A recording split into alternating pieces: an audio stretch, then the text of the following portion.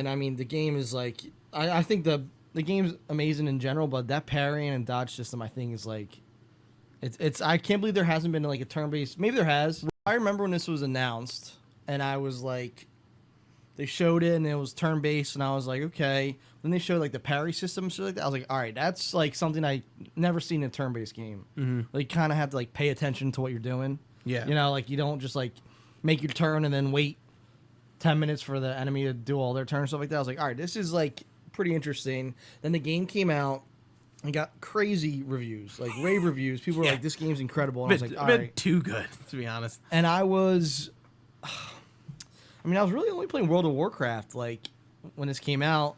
And it was like towards the end of the phase for SOD. And I was like, all right, like I kind of need to play something else.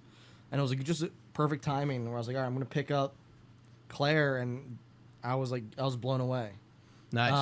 And I think without like really loving Baldur's Gate, because Baldur's Gate's kind of pretty much the first turn-based game I played. Oh, okay. And because of like the D&D connections in Baldur's Gate 3 is right. why, You had your in. Why yeah. I was like interested in playing it. Mm-hmm.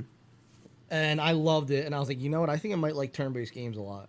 But then I haven't picked up another turn-based game until Clair.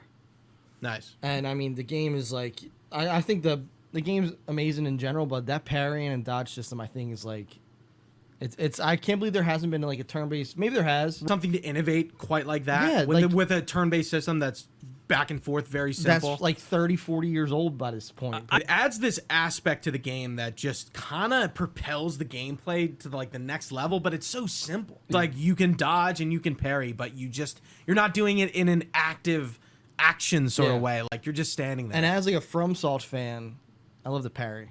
You know what? I was like, this might be on my alley. And it ended up being, I mean, currently I still think it's my game of the year.